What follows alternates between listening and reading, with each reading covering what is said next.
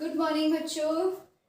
चलो तो फिर आज हम क्या पढ़ने वाले हैं। हमने सॉल्यूशन में लास्ट में पढ़ लिया था। हम पढ़ क्या रहे थे, हम पढ़ रहे थे कि हम जो भी कंपोनेंट हमारे सॉल्यूशन में होते हैं हम उसे कैसे एक्सप्रेस करते हैं।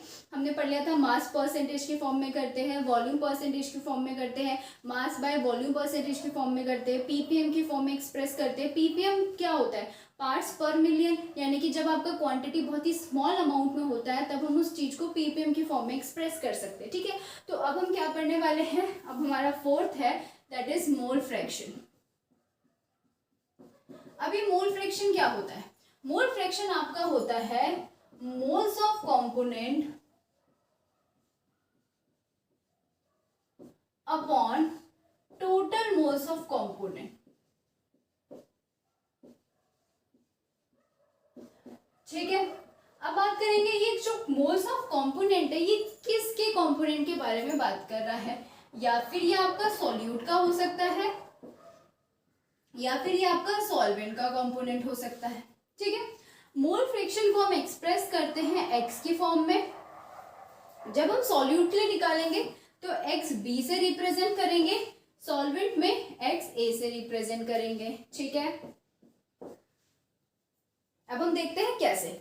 अगर मैंने बात करी कि मैं किसके कंपोनेंट की बात कर रही हूं, अगर मैं सॉल्यूट के कंपोनेंट की बात कर रही हूं तो मैं लूंगी एक्स बी, यानी कि mole fraction of solute is equal to mole of solute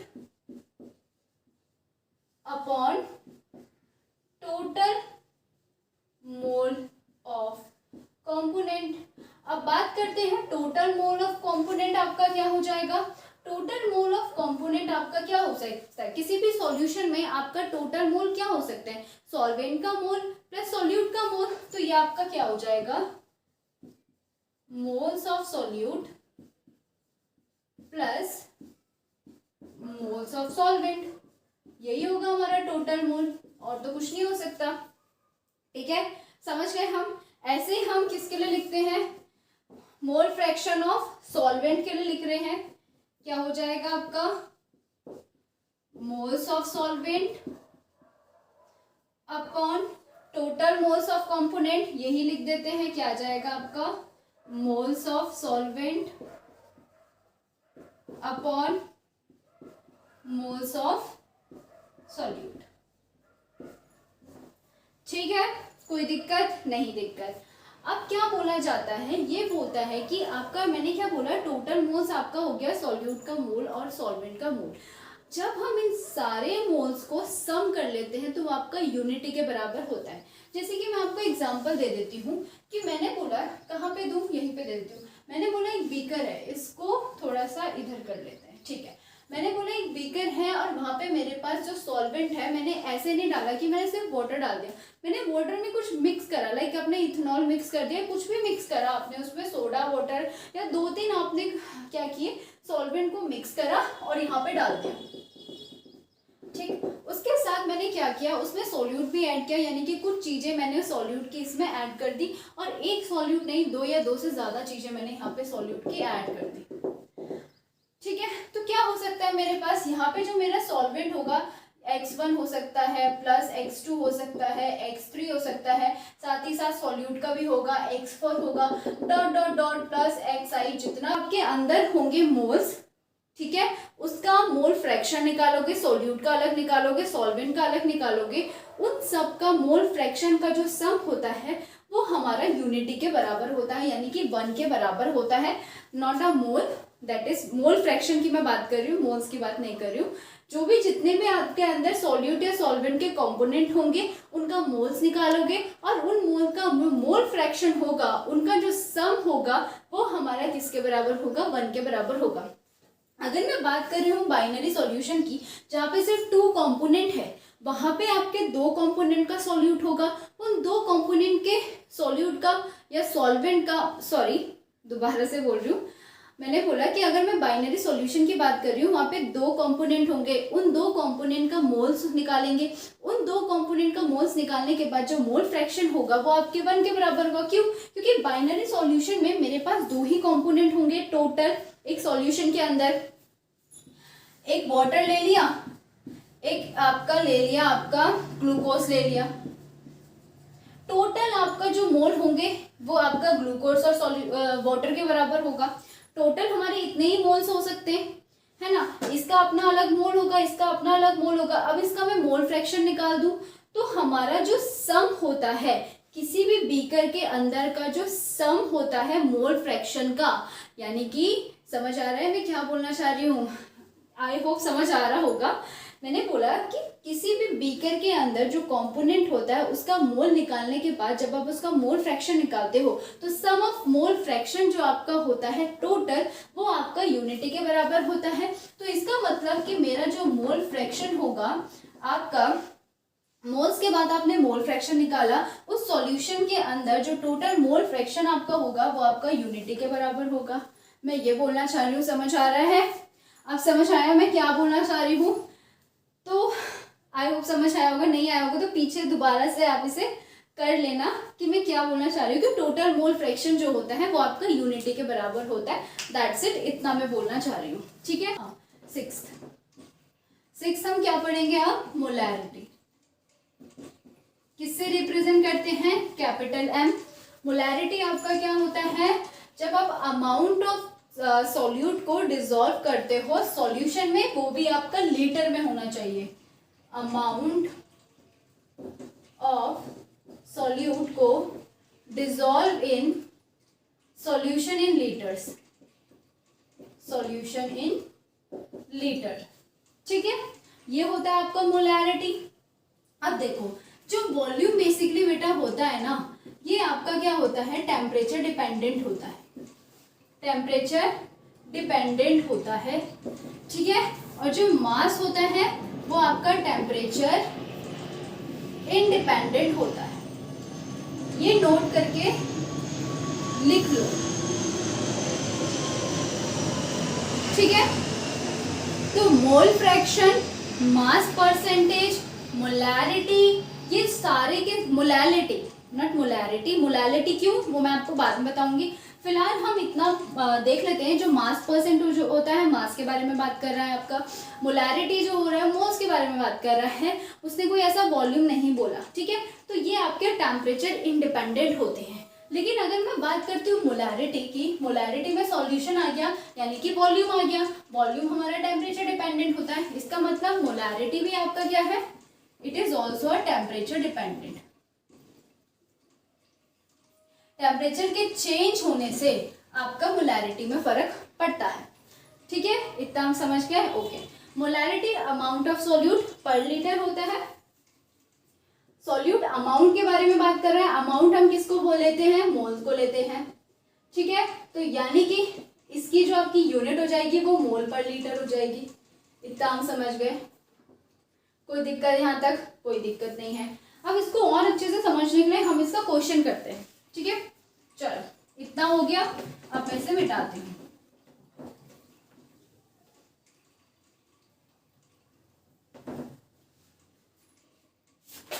question ये रहा। बोला है मोलैरिटी ऑफ निकालना है आपका एक solution containing 5 gram of NaOH in 450 ml of solution. ये तो बहुत इजी है। ये तो आप एक काम करो, वीडियो पॉज करके खुद से करो। वो बोल रहा है मोलैरिटी निकालो किसकी? 5 gram of NaOH, 5 gram NaOH आपका डिसॉल्व इन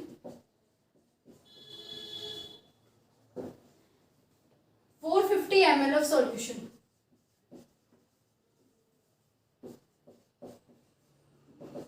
ये तो आई होप बहुत इजी सा क्वेश्चन है। ये तो आप एक चुटकी में कर लोगे। सब कुछ दे रखा है, मतलब डायरेक्ट फॉर्मूला पुटिंग क्वेश्चन है। बहुत इजी है। ऐसे क्वेश्चन तो मैं क्या ही बताऊं, एक सेकंड का क्वेश्चन भी नहीं है। वो क्या है? Molarity amount of solute. Amount of solute कितना होता है? मोल होता है। मोल क्या हो जाएगा? 5 ग्राम। मोलर मास क्या हो जाएगा? मोल निकालने के लिए मास अपन मोलर मास करके निकालते हैं। मोलर मास क्या हो जाएगा इसका? चलो अच्छे से बता देती हूँ आपको। ये हो जाएगा आपका दोबारा से अमाउंट ऑफ सॉल्यूट यानी कि मोल्स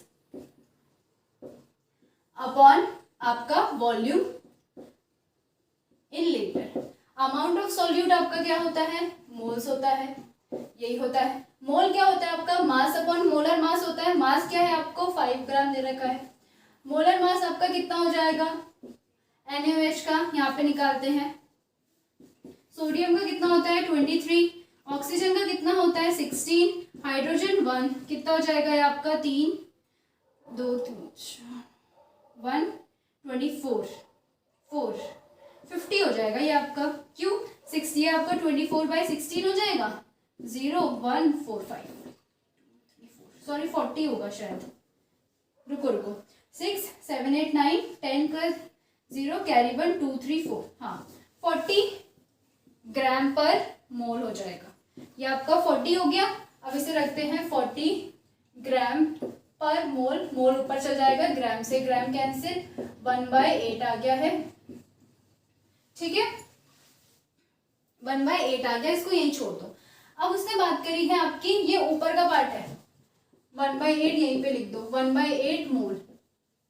अब नीचे भी तो कुछ है इसके, दैट इज वॉल्यूम। वॉल्यूम कितना है 450, ml में है, ml में हमें लीटर में कन्वर्ट करना है तो 10⁻³ लीटर होगा। कैसे 1 लीटर में हमारे पास 10⁻³ ml होते हैं, ml यहीं रहने देंगे तो ये इधर चल जाएगा 10⁻³ लीटर हो जाएगा, ml की जगह मैंने ये रख दिया, ठीक है। तो इसको क्या करें, ऐसे ही रहने दो, 450 इंटू 10⁻³ लीटर, मोल पर लीटर में हमारा आंसर आ रहा है, यूनिट सही चल रही है, इसका मतलब हमारा आंसर भी सही आने वाला है। चलो यहां से करते हैं, तो 1/8 इंटू 450, वो 10⁻³ को ऊपर ले गए तो ये ऐसे हो जाएगा, यहाँ पे आएगा मोल पर लीटर, यही आएगा। इस 0 से ये 0 आपका कैंसिल हो जाएगा।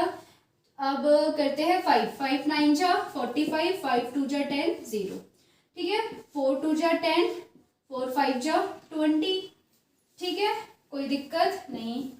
5 9 2 जा 18 मोल पर लीटर। इसको सॉल्व करते हैं, यहाँ पे 5/18 को पॉइंट आपका 0 लगेगा, 18 3 जा 3 नहीं ज्यादा हो जाएगा, 18 2 जा जाएगा, ये 18 2 जा हो जाएगा आपका 36, ठीक है कितना आ जाएगा, 10 में से 6 गया 4 आ जाएगा, 4 में से 3 का 1 पॉइंट है 0 लगेगा। अब ये कितने जगह जा सकता है आपका, 6 से करें 108, 18 8 जा 144, यानी कि ये 7 जा जाएगा, 0.27 इसका आंसर आया, दैट इज मोल पर लीटर। ठीक है कोई दिक्कत नहीं, दिक्कत चलो इतना समझ में हम लोग। अब हम क्या करेंगे अपना, इसमें आपका जो आंसर दे रखा है वो 0.27 आपका मोल डेसीमीटर क्यूब में दे रखा है। क्यों? आपका जो 1 मीटर होता है वो आपका 1 डेसीमीटर के बराबर होता है, और 1 सेंटीमीटर आपका कितना होता है 10⁻³ डेसीमीटर के बराबर होता है। और हमें पता है जो वॉल्यूम होता है वो किससे बना है, लेंथ क्यूब से बना है, और लेंथ क्यूब आपका कितना होता है metre into metre into metre, और metre into metre into metre आपका डेसीमीटर के बराबर हो जाएगा, decimetre into decimetre into decimetre, that is आपका 1 लीटर, 1 वॉल्यूम जो आपका हो जाएगा, ये आपका लेंथ है, लेंथ क्यूब, इसको आप लीटर क्यूब मत समझ लेना। तो 1 वॉल्यूम यानी कि आपका जो 1 वॉल्यूम क्या हो जाएगा आपका लेंथ क्यूब, और लेंथ क्यूब आपका किसके बराबर हो रहा है, डेसीमीटर क्यूब के बराबर हो रहा है। और नॉर्मली एक वॉल्यूम जो होता है आपका, बेसिकली जो वॉल्यूम होता है उसकी यूनिट क्या होती है आपकी लीटर, यानी कि 1 लीटर आपका 1 डेसीमीटर क्यूब के बराबर हो रहा है। समझ आ रहा है आपको, कोई दिक्कत नहीं? ठीक है, तो यहाँ पे हमारा मोलैरिटी भी फिनिश। अब हम मोलैरिटी पढ़ेंगे।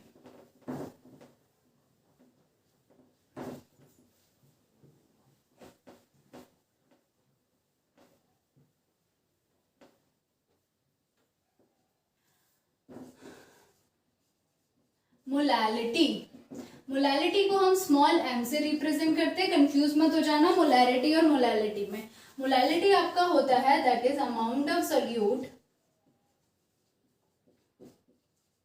Dissolve in gram not kilogram in solvents. आपने ये भी याद रखना किस में डाला है, सॉल्वेंट में। कभी कभी डेंसिटी गिवन हो जाती है सॉल्यूशन की, ठीक है, मतलब सॉरी मास गिवन होता है सॉल्यूशन का, उसको आपको डेंसिटी के बेसिस में निकालना पड़ता है, सॉल्वेंट का मास निकालना पड़ेगा, उसके बाद फिर जाके आप करोगे। याद रखना ये आपका सॉल्वेंट का दे रखा है, कभी कभी क्वेश्चन में सॉल्यूशन का मास दिया होता है तो आपको उसको भी सॉल्व करना होता है। सिर्फ सॉल्यूशन का मास ही नहीं दिया होगा, और भी कुछ चीजें होगी जिससे आपको सॉल्वेंट की मास तक पहुंचना पड़ता है, ठीक है। तो केजी इन सॉल्वेंट, ठीक। अब यहाँ पे क्या हो जाएगा, ये आपका मोल होता है, ये आपका पर केजी हो जाएगा, मोल पर केजी इसकी यूनिट हो जाएगी। अब नीचे क्या है आपका मास है, ऊपर मास है, टेम्परेचर इंडिपेंडेंट है। मैंने कहा था मास टेम्परेचर इंडिपेंडेंट होता है तो मोलारिटी टेम्परेचर इंडिपेंडेंट हो जाएगा। एक क्वेश्चन करते हैं, बहुत इजी सा क्वेश्चन है। बोला गया है 2.5 ग्राम ऑफ इथेनोइक एसिड को 75 ग्राम ऑफ बेंजीन में डाला है। 2.5 ग्राम ऑफ इथेनोइक एसिड है, इथेनोइक एसिड होती है आपका CH3COOH, ठीक है। इसको किस में डाला हुआ है, बेंजीन में डाला हुआ है, दैट इज C6H6। कितना बेंजीन है आपका 75 ग्राम। मोलालिटी निकालनी है आपकी, मोलालिटी क्या हो जाएगी आपकी small m, mass upon molar mass, यानी कि मोल पर केजी होता है, तो 2.5 ग्राम अपॉन मोलर मास CH3COOH का निकालोगे तो यहाँ पे निकाल रही हूँ मैं, क्या हो जाएगा, C हो जाएगा आपका 12, ये हो जाएगा आपका 3, यहाँ पे भी C है, दोबारा 12, 8 16 और आपका 1, 3 of 1 4 कर दिया, 12 और 2 24 हो गया, 16 32 हो गया, 12 दो बार है 24 हो गया, 3 + 1 4 कर दिया, 16 दो बार है 32 हो गया। यहाँ तो कोई दिक्कत नहीं है। 4 और 24 आपका कितना हो जाएगा 28 हो जाएगा। अब क्या हो जाएगा 8 और 2 यानी कि 8 और 2 10 0 1 3 4 5 6, हमारा क्या आया है 60 आया है। 60 ग्राम, मोल ऊपर चल जाएगा, पर मोल है क्योंकि इससे ये कैंसिल हो जाएगा, तो ये हमारा कितना आ रहा है 2.5 की जगह आप 600 ले लो, पॉइंट को हटा के मैंने नीचे लिख लिया। 5 से करते हैं, 5 5 जा 25, 5 1 जा 5, 5 2 जा 10 0, फिर कटेगा 5 1 जा 5, 5 2 जा 10 10, 5 4 जा 20, 1/24 आ रहा है। अभी इसको ऐसे ही रहने देते हैं क्योंकि केजी इन सॉल्वेंट भी आपका गिवन है। कितना दे रखा है केजी इन सॉल्वेंट आपका 75 ग्राम, 75 ग्राम, ग्राम है किलोग्राम में कन्वर्ट करेंगे 10⁻³ आपका आ जाएगा यहाँ पे केजी। इसको अच्छे से लिखेंगे तो ये आपका कितना आ जाएगा 123/75 × 24 मोल पर केजी, ऐसे आ जाएगा। 5 से कैंसिल करते हैं इसे, 5 1 जा 5, 6 7, 5 5 जा 25, 5 2 जा 10 0 0, 5 3 जा 15, 5 4 जा 20 0 आ गया। 2 1 जा 2, 2 2 जा 4, 2 2 जा 4 0, 2 10 जा 20, 2 6 जा 12, 2 3 जा 6, 2 5 जा 10, तो 5/9 आपका ये आ रहा है। यहाँ पे लिख रही हूँ मैं, मेरे पास m जो आ रहा है वो 5/9 आ रहा है, ठीक है, ग्राम पर मोल। इसको करो 5/9, 9 कितने से जाएगा ये 5 जा 45, 5 आया, 5 में से ये हो गया कैंसिल, फिर 0,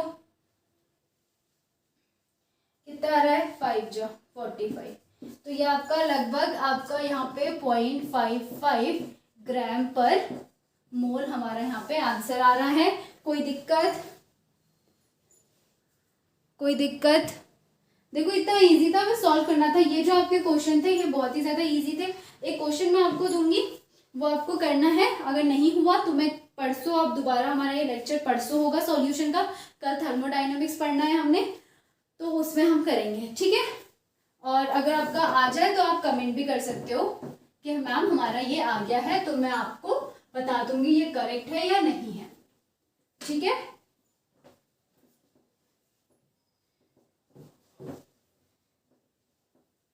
समझ गए?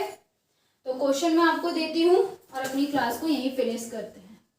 क्वेश्चन हमें गिवन है कि आपको क्या निकालना, क्या गिवन है देखते हैं पहले। के आई, ठीक है, आपको बोला है कि molality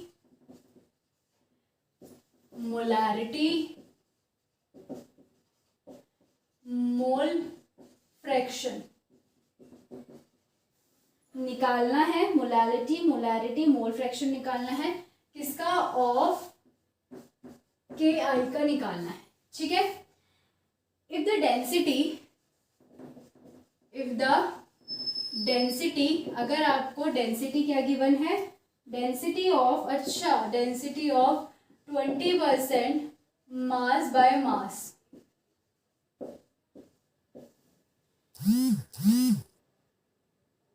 aqueous Ki is 1.202 gram per ml।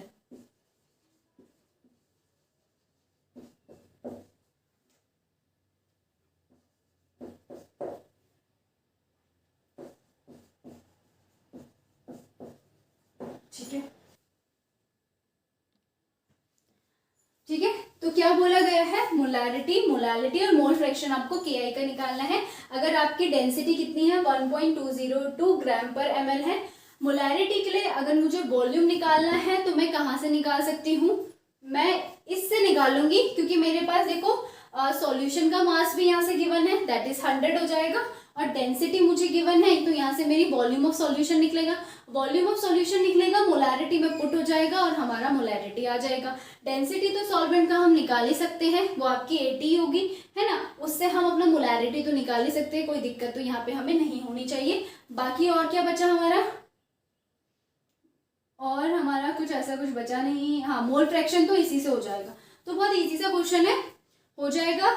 अगर हो जाए तो मुझे कमेंट में कर देना कि मैम ये मेरा आंसर आया है, और अगर नहीं होता है तो फिर नेक्स्ट क्लास में तो मैंने करवाना ही है। अगर आप मुझे कमेंट करते हो तो मैं आपको बता दूंगी कि करेक्ट है या रॉन्ग है, ठीक है। तो आज के लिए इतना बहुत, फिर मिलते हैं आपको नेक्स्ट क्लास में।